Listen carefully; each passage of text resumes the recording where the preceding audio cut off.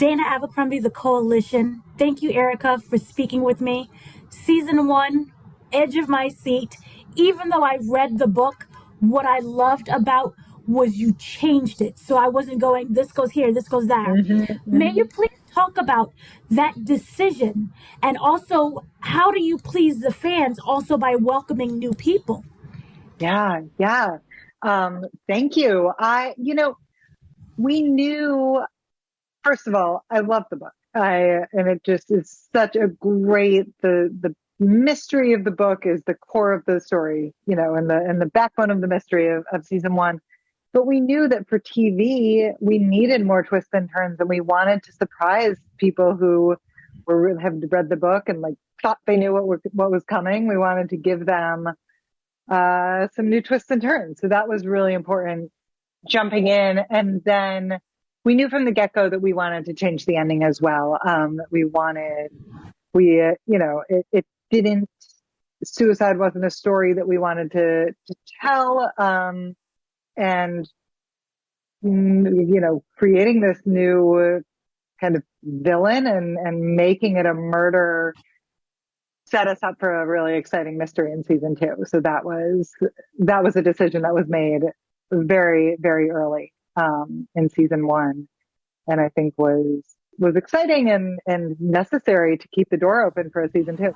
Yes, and you executed wonderfully. So, if you look at season 1, you could say it was about adapting the book. Season 2 Mhm. now is about forging your own path. So, can Yeah, you talk about the pressures and the freedoms that creates for season 2? yeah, absolutely. I mean, I think it's absolutely both, right? Because I know people love these books and I love these books and people love these characters and feel like they know these characters. So there is a pressure to get it right and to keep kind of delivering the characters that people have fallen in love with. But these characters are growing up, and they did something really messed up at the end of season one, and having the freedom to kind of push them into some darker territory and explore some moral gray zones and get a little messy with them this season was really really fun. And I think it opened up a lot of worlds to just kind of be off on our own with these keeping the heart of the characters, but finding new stories. And that's everyone in the writers room. That's what we love, right? Like we love making up stories, and it was fun to get to go our own way this What was really interesting was that text message, that Simon Says text message.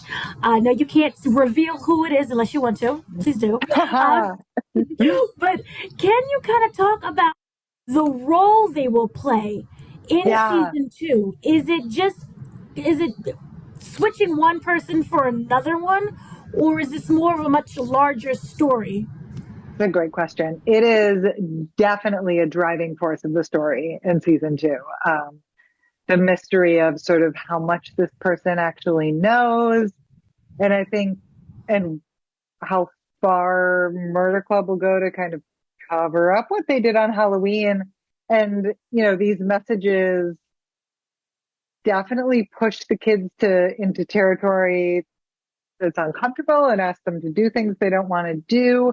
Um, but it also makes them kind of question their trust in each other and puts a stress on their friendships. And even as they're, both trying to do what Simon says and figure out who Simon says is. What is it about the thriller genre that you really wanted to bring forth in season 2? Um, I just think the high stakes of a thriller, keeping people on their edge of their seat it's exciting. And I think that as you push the characters into these scarier moments, they really have to reckon with who they are in new ways. And it's an opportunity to kind of see new sides of these characters, um, and push them out of their comfort zones. And I think that's always like a great way to reveal who people really are. You also got some of the introduction of family members, like parents, for example, Mhm. especially with Cooper and his relationship with his father. Will we see Yeah. more of that with the other characters, their family structure? Yeah, we'll see with some of them. You know, I think we will definitely see a lot more of Addie's mom, and that her relationship with her mom, which was so hard in season one, really evolves in season two. Um, Cooper is definitely sort of reckoning with having come out to his dad, who's not very accepting, and seeing what that really looks like for him and how they're going to move forward. You know, and Nate, who has this really troubled home life, his mom has come back, and, you know, that's not necessarily a good thing for him. And so he has to kind of decide if he wants a relationship with her, if he wants to go forge out on his own and be his own man. Can you talk a little bit about the tone for season two? Is it going to be some more joyful moments, or we have these serious elements in the back? Yeah, it's both. I mean, there is definitely a lot of scary thriller, dark murder mystery. You know, I think that's driving the show, but it's a fun show. I mean, these characters are funny. We see them having a lot of fun. We see them getting to take moments of joy and find joy despite how hard everything is around them. And I think that's real, right? I mean, I think that's how you know, being a teenager is the work. It's so hard. And like, there's so much pressure on you, even if you're not hiding a body, you know, like life is hard when you're a teenager. And I think you just have to, even within that, decide to find some moments of joy. So it was really important to us to like find the humor and find the joy, in being a teenager for these kids.